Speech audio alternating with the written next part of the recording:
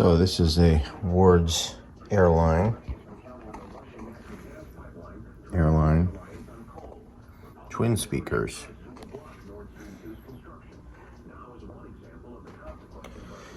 Grill cloth is in great shape.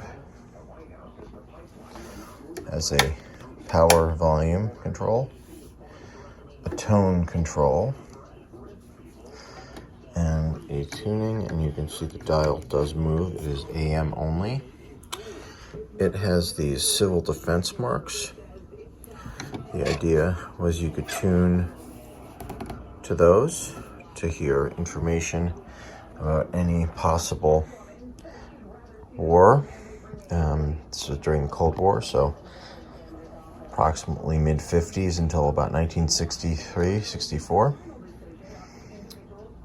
So this is probably about 1955. See, it's a bakelite cabinet.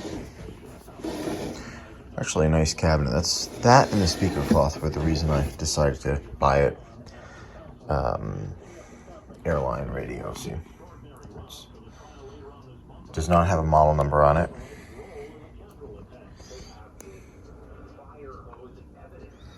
So the tube lineup is interesting. You can see it has a first audio tube. So it's 6 tube. It's pretty standard tube lineup, but it has that first audio tube. So the audio should be pretty substantial in this. Has what looks like the original cord. Have not opened it up yet, so we don't know what it's going to look like. So that'll be the next step. Here's the chassis of the Airline. Looks like this IF transformer was replaced. Probably had silver mica disease. Got your phono jack there. I noticed it has a switch on the back, which is kind of cool. Is that what that is? Oh no, maybe that's not. The phono jack seems to be on the back. Never mind. General Electric tube. This one is Sylvania, maybe? And a couple Sylvania. So some work has been done. Let's see. Turn it over here.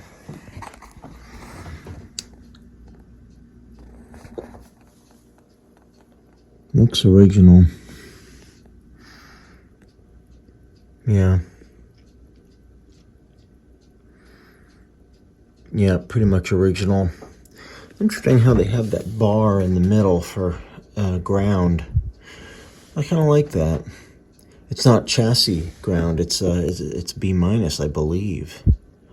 That's cool. I like that design. This is a Wells Gardner built radio, and Wells Gardner did some really nice stuff. So I would expect it to be well designed. Engineering on it is probably pretty good too. Like I said before, it's got a first audio stage, so it should have pretty powerful audio. May not be as sensitive as I thought it. When I first saw the 6 tubes, I thought it was going to have an RF amplifier. It doesn't, which is a little unfortunate, but it does have these 2 big speakers in it. So these are 4x6s, so you should get some pretty decent sound quality. Kind of looking forward to that. So I'm going to go ahead and clean this chassis up, and then we'll start working on it. Here's the chassis cleaned up. Looks pretty good. A couple things that probably should be done. I'm gonna lubricate this tuning shaft. You can see it's kind of stiff. Now what I usually do here, I just take the WD-40 and I just spray it in here. These bearings right here. And I'll do it here, here, and there. Let's rotate that back and forth just a little. Now it's kind of interesting because you can see there's a pulley right here, right? It's a pulley.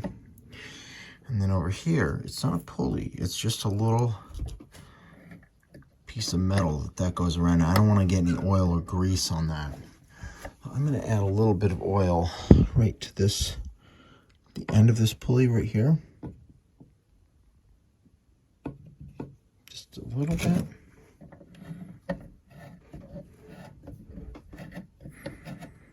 Let's see that. That's turning pretty well right now. Put a little here too. Yeah, that's turning way, way smoother. Okay, so now add a little oil to this. Okay, again, a little here,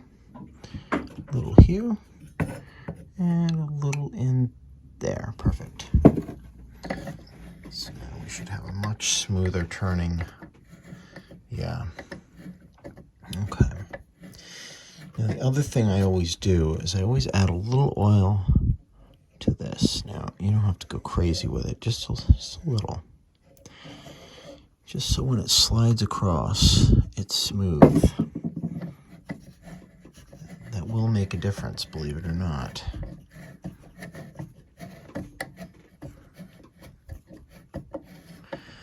Yeah, much smoother. Great. Okay. Now, the next thing I'm going to do before I do anything else, I'm going to go ahead and flip this over. Okay. And we're going to clean these controls. So I use contact cleaner here. Spray them really good. And then you just rotate them a bunch of times.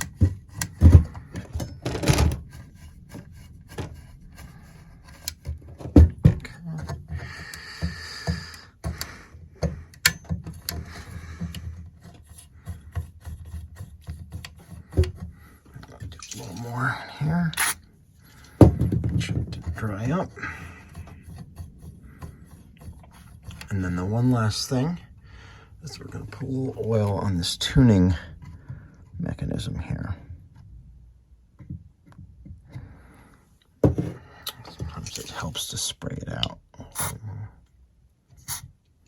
And then we'll put the more oil on it. Okay, let's try that.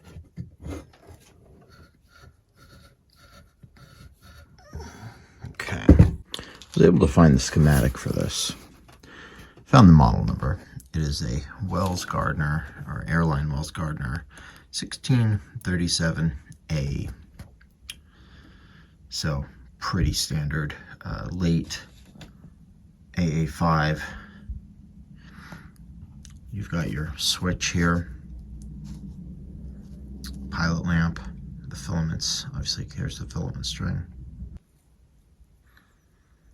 The first filter capacitor, which is 100 microfarads. Second filter is through the output transformer. Now this is it's a tapped output transformer, slightly off center. So usually that provides a little better bass response. So it should actually sound pretty good.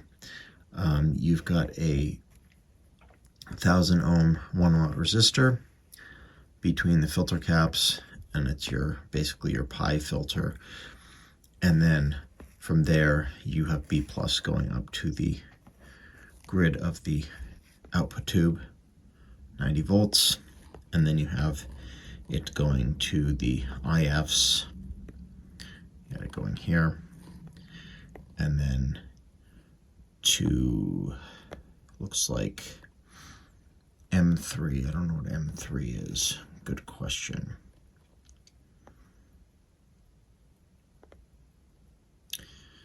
Phono selector switch, possibly. Interesting, there's B plus on that. Really? Okay. Anyway, that's how that works. And then to your volume control here. So what do we need to do to get this working? Well, I could plug it in and it would probably work. It's in such good shape inside, it probably would. I don't do that. I really just don't like to power it up with old electrolytics in it. So the things that I like to change are the electrolytics. So there's a 100 and a 70. I should have something. And then we have a capacitor, which is attached through the pilot lamp to one side of the line. So C10, it's a 0.047. That should be replaced. And then the other one that needs to be replaced is this 0.01. This is the audio coupling capacitor, and that is actually inside. Oh, okay. So K1, this is one of those integrated circuits. So you have this network, and they probably made these for multiple radios and installed them, you know. So the coupling cap is actually fine. That's in there. This is on the output transformer. This is to eliminate some high frequency sound. I probably can change that. I mean, it's got 90 volts on one side of it, so I think we'll go ahead and change that one too. But yeah, so basically 1, 2, 3, 4. So we are getting there. In order to make this work, I had to move a few things around. So for example, this here is tie point where the 0.047 capacitor went. Was on the can before.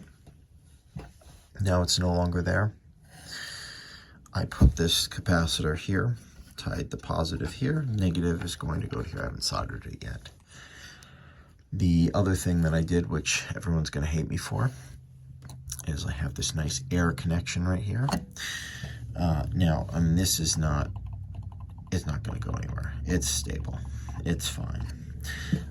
Zenith used to do this all the time on the radios, and it never had a problem. So I'm going to leave it.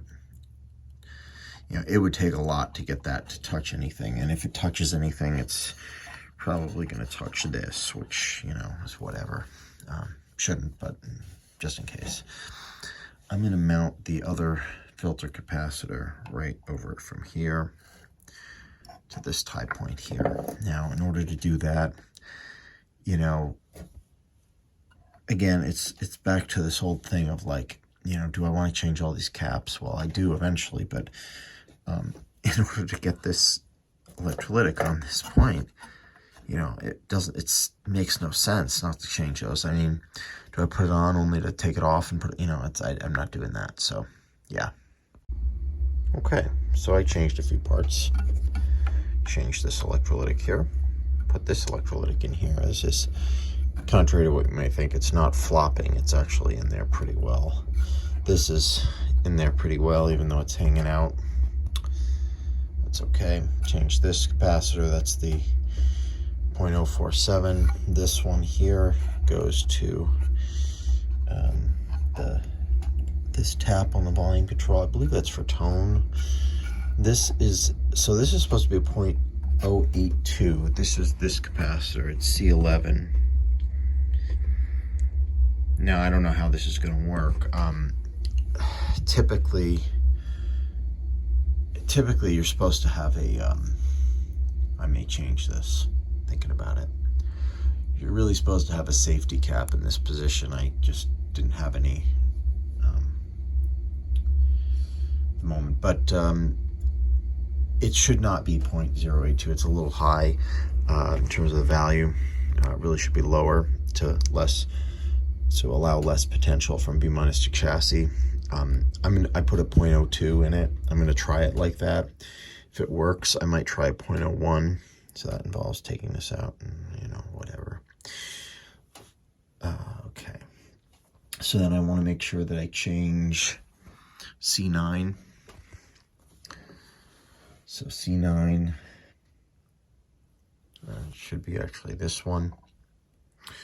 So we may actually be ready to try and power this up and see what it does. I'm going to go ahead and power this up. You can see my Zenith I'm working on over there. Multitasking. Always work on multiple radios at once. Anyway, dim bulb, isolation transformer so I don't kill myself. The speaker, my test speaker, wired into the radio and my Variac over here. Okay, I checked the filament string, it seems intact. I checked the dial light, also seems intact. So we might be going in the right direction here. Ah, I see something. We're at 40 volts. 60 volts.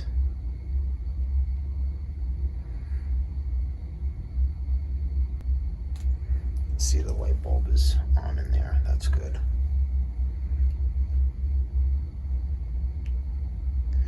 Don't hear anything yet. Go to 75. 1-800-LAW-LINE. Why does Walgreens offer copays as low as $0 and 90-day refills? Because we care about Medicare, so you don't have to. I mean, do you really care to hear me go on about same-day prescription delivery making your life easier? Now there's a pharmacy expert available 24. Well, I just did anyways. Fill your Medicare prescriptions A lot of at volume. Walgreens and save. This is good news. Generic drugs and select plans with You're in good shape. Pharmacy restrictions apply. See Walgreens.com/Medicare Still got a for little more complete work to details. do. So the radio plays pretty well. Not a bad radio. Got 1, 2, 3, 4 more capacitors under here to replace and more on top. So I'm pretty happy. Did I mention how I love this design here? Pretty nice. Anyway, I'm gonna go ahead and change those. Capacitors are changed underneath. There's one more up top. Pretty good shape. Everything seems to be good. Now you may ask, why do I use these little shrink, well, not shrink, but the tubing. The reason why is you look at something like this, right? You know, it's kind of close to the chassis. There's a chance it could arc, right? You know, here again, you have the same thing. Going underneath this one, right? You know, the volume control. It's unlikely, but it could. Certainly over here with this capacitor there. You know, you get the idea. There's a chance of it arcing and causing a problem that you, oh, look at this one right here. It's almost up against that, you know. It can arc, cause problems that are very annoying to track down. So I do it. The second thing is that it, honestly, it looks good. It makes it look much neater. So next step, I'm gonna change the one capacitor on top and then we'll power it back up, make sure it still works. Okay, so I'm gonna go ahead and power it up again. I just have it hooked up to the dim bulb. I do not have a, the Variac on it. It should be okay, we hope, right? So let's go ahead and turn it on. That looks good. Keeping my hand on the power switch just in case.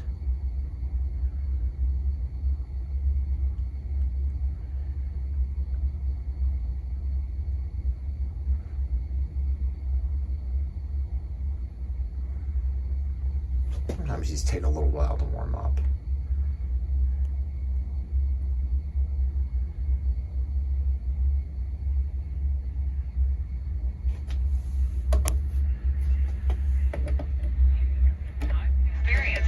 Enjoy your new bathroom faster than ever before. It's a worry-free bath remodel from the most trusted brand name in the business, Jacuzzi. A Jacuzzi bath system fits in your existing tub space. It's a no-mess installation. Saving as many as 100,000 jobs.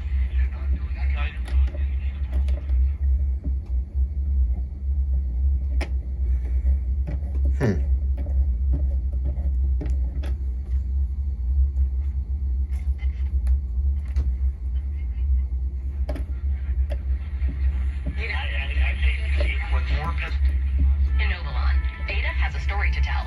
We give it a voice. INOVALON.com. This is Bloomberg Daybreak Asia. We've got a rally right now in the equity market in Hong Kong with the Hang Seng up just about 1.9%. Leading the advance, we're looking at healthcare stocks. Well, that's not the case. Details coming up. It's traffic and weather on Seems to be working all right. Let me go ahead and turn it off now. So it is working. Probably should have an alignment. Might want to do that while I have it here. Other than that, it seems like a decent radio actually.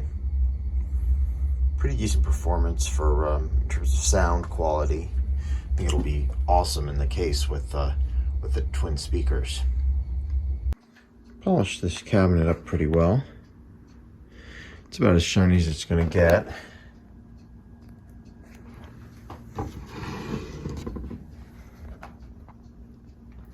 Side is good. Did find a date in here. Looks like January 17th, 1956. So that's how old it is. Did that side. I'll put it back together. Record Wayne's family regarding that zoo story. I prefer Luther Vandross. The relentless pursuit of the stories that matter to you. 10-10 wins. All news, all the time. This is 10-10 wins. You give us 22 minutes, we'll give you the world. We will give you clear skies and 40 degrees at 6:20. I'm Larry Mullins. Here's what's happening on a Wednesday night. As of tomorrow, no more walking through the produce. It doesn't seem like it's all that. You know what? I think you've got to decide what you value here. What do you need to decide? And figuring out things and trying to find number 79. Legislative. What does that mean? How budget better? Because This is of Kelly Grossman and Kerrigan at 1-800-ELDER. Right, and they slammed the lid on it by saying it was national. Brad Martian. Model. Visit Ray Katina Porsche in Edison. China as the market.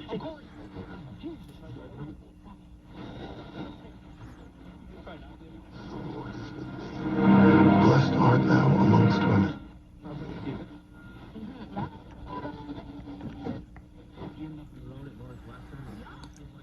So we get some pretty decent reception on this.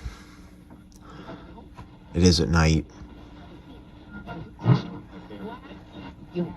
It's certainly acceptable. Obviously, look, there was so much anger in Ottawa, I mean, palpable anger from the citizenry about the fact that these trucks rolled in. And they This sort of is took our over the center of town, Canadian and they station. were blasting air horns. Excellent all station. night. But I mean, all that could have been handled by competent. Two things could have happened. There could have been competent bylaw enforcement of anti-noise bylaws, which they didn't do. They waited for a 20-year-old young woman to do it. Comes in very well at night So why the city legal around here. department didn't do This that radio right away, seems to pick it I up don't pretty well. understand.